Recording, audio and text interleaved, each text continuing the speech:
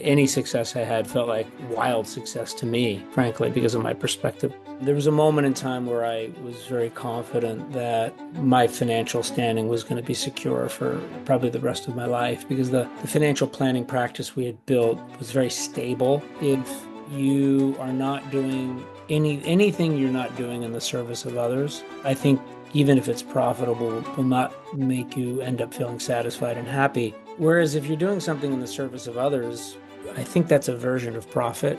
I think it can optimize on profits. Ultimately, it may take longer, but for me, there's no difference because both of the two businesses, from my perspective, is people. It's the customer, the clients, it's the team members feeling a loving environment.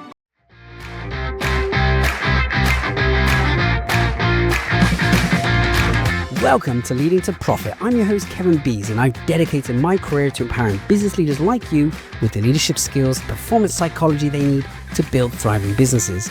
Are you ready for immediately actionable strategies from world-class profit leaders? Let's dive in. This is Leading to Profit.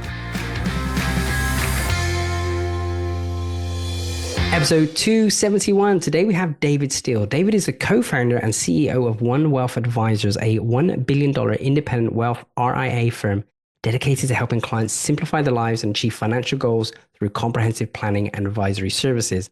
As a creator and strategic visionary at heart, David has built various successful ventures across hospitality, arts and entertainment, consumer products, and more, leading Flower Plus Water Hospitality Group, and as co-founder and executive chairman, he oversees the acclaimed restaurant brands committed to culinary excellence, community impact, and sustainability.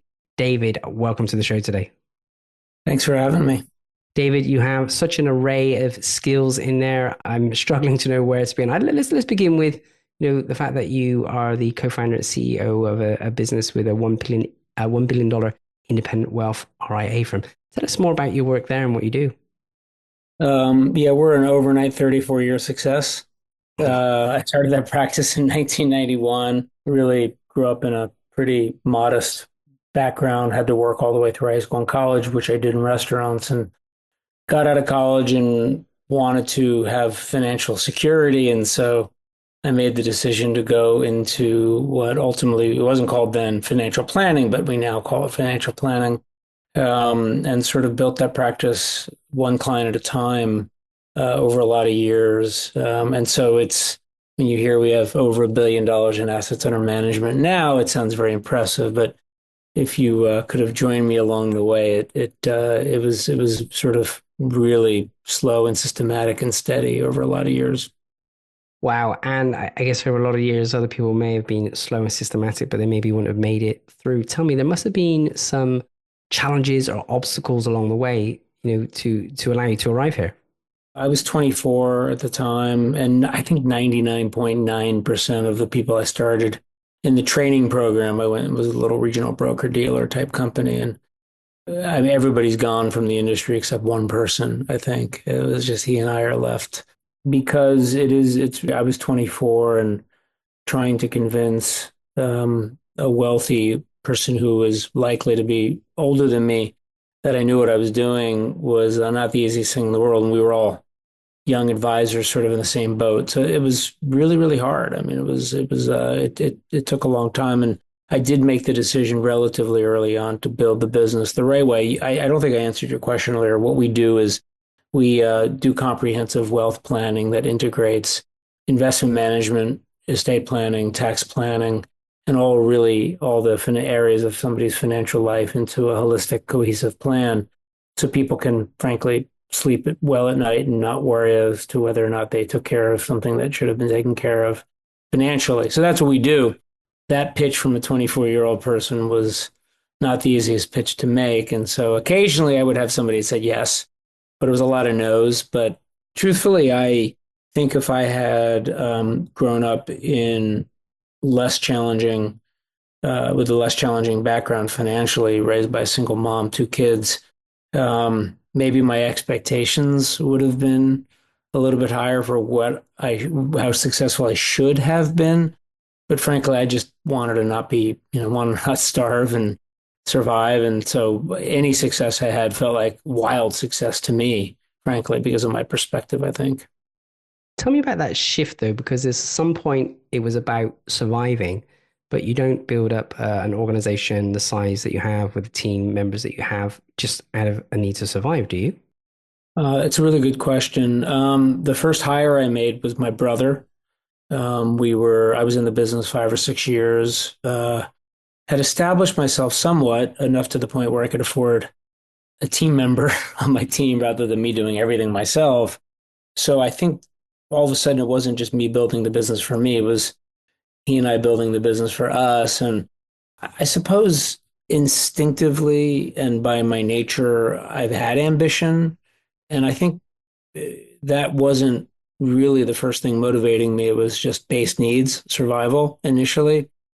But a switch did happen from knowing I was no longer being concerned about survival and knowing I was going to survive fine, perfectly fine. And then the ambition kicked in. And I'm not quite sure where that came from. I did have it, and I still have it to this day. And I'm 57 years old now. And I don't know. I can't speak to that. I had and have a lot of ambition. Yeah, okay. It sounds like it was there, it was innate in you. How many team members do you have now in that advisory business? 13. And if we zoom out and look at your wider portfolio, you have had a lot of success in hospitality.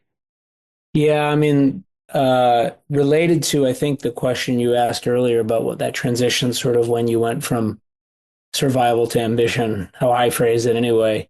There was a moment in time where I was very confident that my financial standing was going to be secure for probably the rest of my life because the financial planning practice we had built was very stable. I mean, if we lost a client every 3 years, that was a bad 3 years. We grew 15, 20% a year. We had a really lovely critical mass of clients that stayed with us, and we had confidence in that.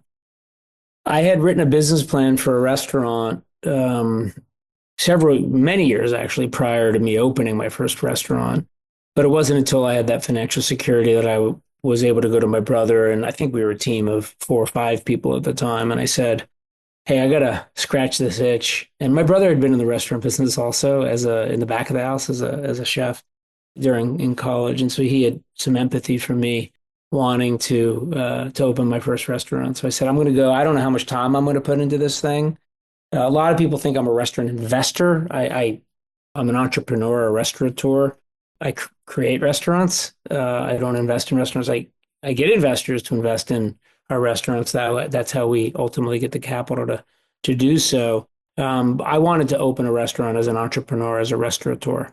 And so I hired a front of the house person and a chef. The chef was 24 at the time. Turns out, and I put a group of investors together who in 2008, for some bizarre reason, I was able to raise a little bit of money during the credit crisis for my first restaurant, probably put 10, 15 hours a week into it at the time. And it became one of the most successful restaurants in the history of San Francisco, probably because the 24-year-old chef I hired was a genius and none of us knew it, that he was quite as talented. I don't even think he knew he was as talented as it was. And we started getting accolades and attention right away. So we saw an opportunity to turn into a real company. And I told my partners that, listen, I think I know what to do steps wise to build a real company, not just a restaurant. But I'm not going to start working at the restaurants. Like I have a day job.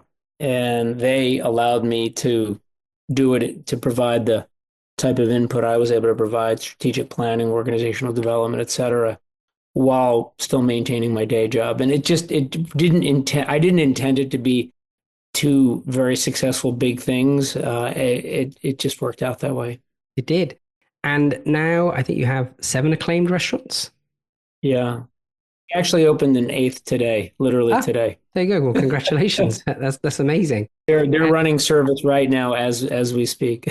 wow, that's phenomenal.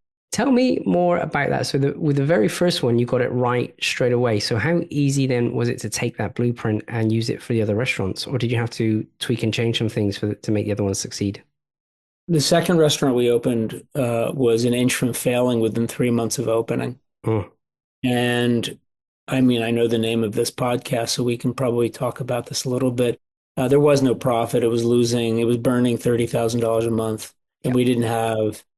we were hemorrhaging cash. And I now realize upon reflection that revenue can mask inefficient operations. Mm. If you have the revenue, it's like you don't realize how wasteful you may be being, and you may think you're a good operator. And the first restaurant we opened, it's spelled flour plus water, as you said it earlier. We call it flour and water, like the ingredients for dough. This second restaurant was called Central Kitchen, and was only after we opened it and it was hemorrhaging cash that we realized we weren't that good as operators. We just had great revenue at Flour and Water, really, really great revenue. So the cost of goods and labor costs, it was, maybe inefficient operations were being masked by such strong revenue. Whereas with Central Kitchen, we didn't have that luxury and we were burning cash. So we actually had to take a loan. I paused there just a moment because I gave the restaurant a personal loan because I didn't want to ask our investors for any more money. And we made some pretty radical cuts. And we have since, through a lot of trial and tribulation, turned that restaurant around, and it's very successful now. But back to your question, I actually think had the first restaurant failed, I probably would have gone back to just the financial planning practice and said, "Oh, that was fun. Look what happens. Restaurants are really hard," but it didn't work out that way. And so the second restaurant was failing. We turned it around. The next restaurant we opened after that did fail, and we closed it. And so we've had successes and failures. We've opened 10 restaurants and had two failures of those 10. But again, it was because we had the platform of the initial successful one and the brand and knowing we could eventually win, I think gave us the confidence to, like, it's okay to have a failure or a hiccup and you can keep moving forward.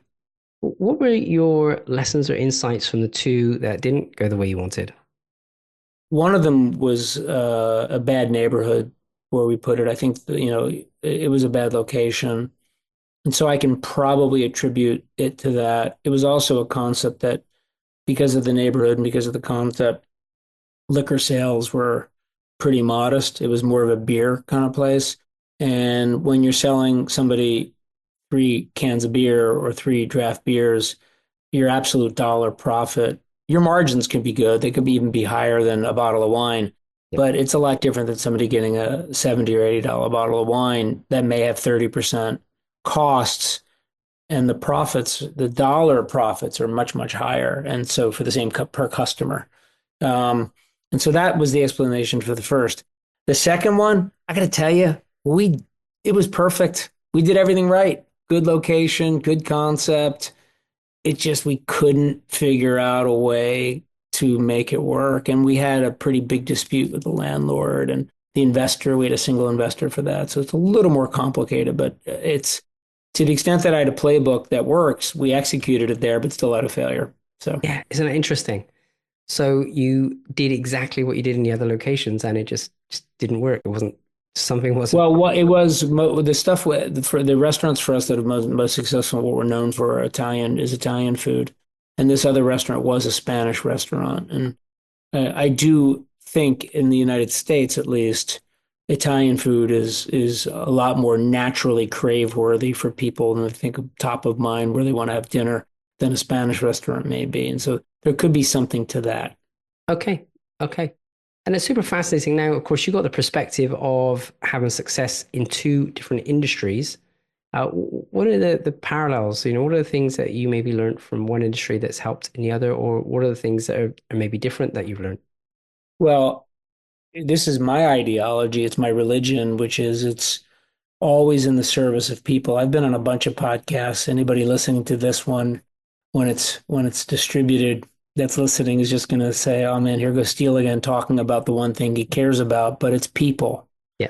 If you are not doing anything you're not doing in the service of others, I think even if it's profitable, will not make you end up feeling satisfied and happy.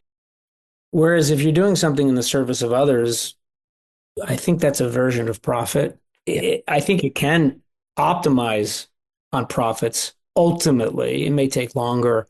But for me, there's no difference because both the two businesses from my perspective is people. It's the customer, the clients, it's the team members feeling a loving environment where they feel safe and they feel inspired and they feel like every day there is likely no place they'd rather be working for and with.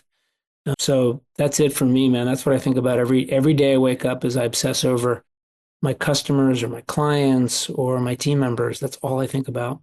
Want to know exactly where your business is leaking profit? Take my free profit scorecard. It's a quick and simple tool that will help you identify hidden gaps and opportunities to maximize your bottom line in just a few minutes. Visit www.profit.gifts and get your personalized results today. Now, back to the show. Let's talk more about that, because for you to have success to the extent that you can mostly step away from one business to go and start another chain of businesses, you have done something right from a leadership perspective. So what are some of the lessons you've learned there about, either recruiting or managing the team? Whenever I do any business consulting, and I've done it a few times, or I'm on a board of a company, which I am for a few, I always tell the entrepreneur or the leader that basically the disease of non-scalability is the following statement. If you want something done right, do it yourself. Mm. And I used to hold up the old iPhone when Steve Jobs was still alive, and I'd point to the back of the iPhone, or the bottom of the iPhone actually, and I'd say, "You see that little screw down there?" And I'd say, "Did Steve Jobs screw that in?" And then I say, "Could that have actually happened if Steve Jobs had the type of personality where he had to be the one to screw the screw in?" And the lesson is, you know, to do something with any type of scale is you need a team. For me, what I guess instinctively learned early on, and maybe it's because I was lazy or wanting to deflect certain type of work that I didn't want to do. I think more likely it's because I knew that by delegating to others, you can elevate yourself, you can be more head up, and you can provide yourself the mental and physical bandwidth to actually think expansively and creatively, while at the same time, hopefully quality controlling the work to the person or people or team you've delegated to. And by quality controlling it, it's going to be almost as good as you could do it if you did it yourself. But you're in the process of scaling yourself, and you're also helping your team members develop mastery, sense of self-worth, self-value. Um, it's like all good and no bad in what I just described as a model. Yeah, that makes a lot of sense. All good and no bad. You mentioned quality control. How have you effectively implemented quality control across your businesses in relation to picking the right people and making sure that they deliver what needs to be delivered? Well, I mean, it begins by giving somebody rope long enough to where they can't hang themselves, right? I mean, it's not like with my financial planning practice, if somebody came to us with a $50 million net worth and a very complicated set of circumstances from an estate planning perspective and a tax planning perspective. Maybe they had myriad different sources of the assets or stock options or whatever it may be. This is complex stuff that requires specialization in a lot of different areas. To think that that client would come on board and I would have the primary relationship management duties handled by a person with less tenure on my team is absurd, of course. Everybody knows that, right? But to also bring that client on to not have a young person with less tenure interact with you and that client at the same time to learn through osmosis is also a mistake. And so that's sort of the beginning of the quality controlling is a younger person maybe actually being invited into participate in the complex work, to little by little have them be have it be demystified for them. And then eventually, if you break down every project, we'll call that a project, into a certain number of tasks, it's guaranteed that you'll find some of those tasks are low consequence, low complexity. Okay, so delegate those out, low consequence, low complexity, and check the work before it gets in front of the client or the customer. and so forth and so on. I see this on the restaurant side also.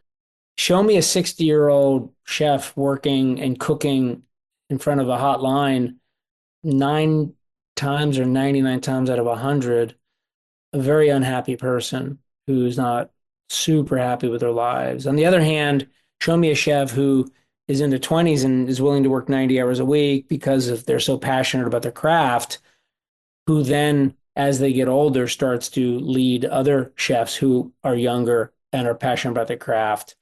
Now you've got a farm system and you've got a business you can scale. And so I like the distinction there around we start handing off the things that are low consequence and low complexity. I guess that's the stuff that's easier for people to pick up, and there's going to be less less concerns if it goes wrong.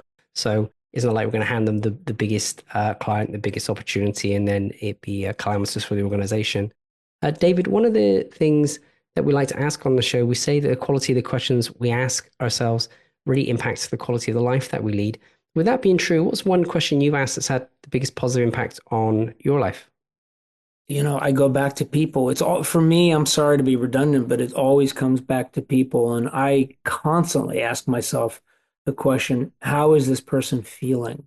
How can I have empathy for this person? How can I bite my tongue and be patient for this person because their nonverbal communication or something they explicitly said they didn't mean, or it could have been coming from a place of fear or whatever. Um, I always try to put myself, and I'm sure some of my team members, if they listen to this podcast, are going to call BS on it because I'm certainly imperfect at it, but I think about it every day. And so I constantly ask myself the question, how does this make somebody feel? Yeah, okay. And what's been the impact for you once you've been asking that question? How has that changed your relationships? Well, energetically, I feel more at peace and happier. But also, and I think the word energetic is still an appropriate word. I think the atmosphere, the working atmosphere that I have with my teams is is a little bit less intense. People are not afraid. And I contrast this with how I was earlier in my career as a leader when I was not completely subconsciously confident in my financial security. And as I became more confident in my financial security, of course, it's a luxury to start. This is more of like a self-actualization type of way of being in the world, I think. And I had the luxury of doing that. But the benefit of that is turnover and my businesses are very, very low. And people's happiness, we poll at my companies, we poll people's happiness, satisfaction is very, very high. And I'm convinced that with me as a leader and me sort of taking the temperature down a little bit with intensity and stress, that's a decent amount as to why. Yeah, that's phenomenal. And I'm sure there's a lot of business owners listening who would love to have a low turnover in staff. What a great way to maximize your profit. You're not wasting your time and energy hiring and training new people all of the time. So that's really awesome. Uh, It makes me think about, you see it all the time, layoffs, hmm, big corporate layoffs, go into recession, risk of recession, these big corporate layoffs. I've never laid a single person off in any of my businesses. Now, that doesn't mean people haven't been terminated. I mean, it happens, but they're in my executive team for my restaurant company, even during COVID, there were no layoffs. We kept the executive team employed. Everybody couldn't stay employed, but we wanted to keep the team together, even if it cost a decent amount of whatever cash we had left. We had to figure it out. My financial planning company, when COVID hit, I mean, the stock market dropped 40% in 6 weeks or something like that. And our revenues are based on assets under management. So, we wouldn't have been the first finance company to consider layoffs in a situation like that. But the way I think about it is, where am I going to be in 5 years and 10 years? And are these the people that I want to be with? And if we burn some cash now so we don't have to do the layoffs, doesn't that ultimately mean I'm not going to have to replace them down the road? And isn't training them and hiring them and all that stuff really, really expensive, which ultimately is probably less profitable with a long-term perspective? Short term, maybe not, but long term, yeah. So Sorry to interrupt you, but I wanted to bring that full circle back to the subject of this podcast. Interrupt as much as you want when you drop pearls of wisdom like that. I think it's very valuable. And I think one of the challenges with these larger organizations, very frequently CEOs will last in, 2 to 3 years because, there's a stock market. The stock market has a demand for quick results, not necessarily what's in the best interest of the long term. And I think your perspective there is where am I going to be in 5 to 10 years? And are these the people I want to be with? If I want to be with them, then let's see if I can find a way through. Now, it sounds like short-term pain, but maybe for longer-term gain. How did you manage through that period though? Because knowing that the stock market had dropped, there was no obvious signs of when things were going to come back to normality. There's a lot of chaos and concern in the marketplace. How do you actually manage through that period? Well, first of all, it comes back to personal finance a little bit because I have always spent less than I make. Yeah, I can't think of a single year I spent more than I made, which means that maybe I've had to delay gratification. But I've always said, you know what, it's this isn't going to make me happier, this thing or whatever. And so when COVID hit, I didn't have a nut, so to speak, personally, that even if my income got cut in half, I was going to be worried about being able to pay my mortgage or, my base needs. My brother is the same way. And if his income had gotten cut in half, he would have been fine. I mean, we wouldn't have been happy, yeah, but we would have been fine.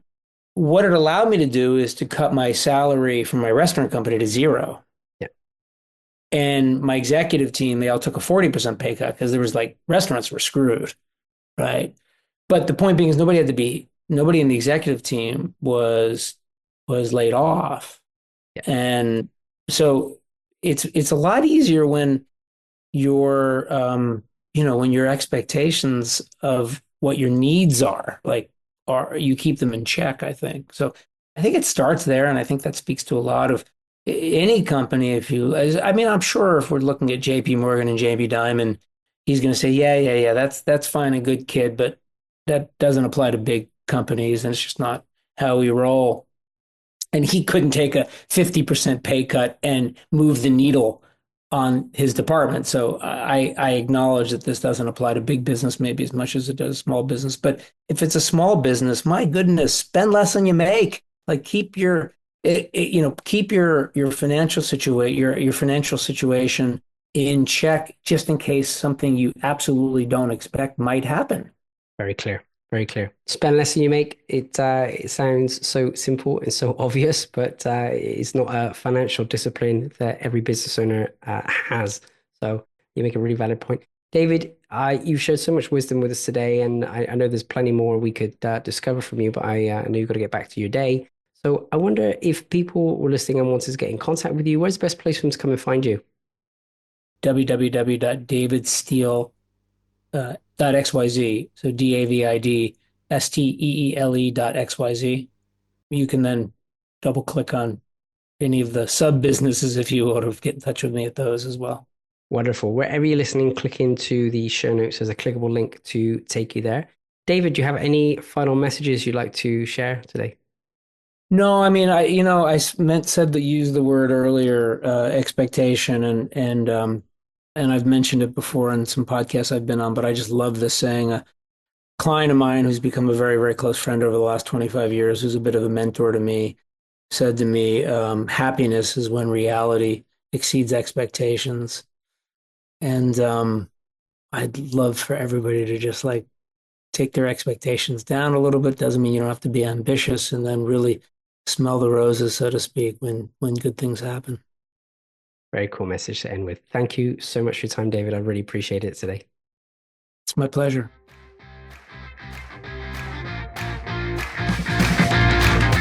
Thank you for tuning in to Leading to Profit. If you found value in today's episode, please subscribe and leave a 5-star review. It helps us to reach more leaders like you who are committed to maximizing their positive impact and profitability.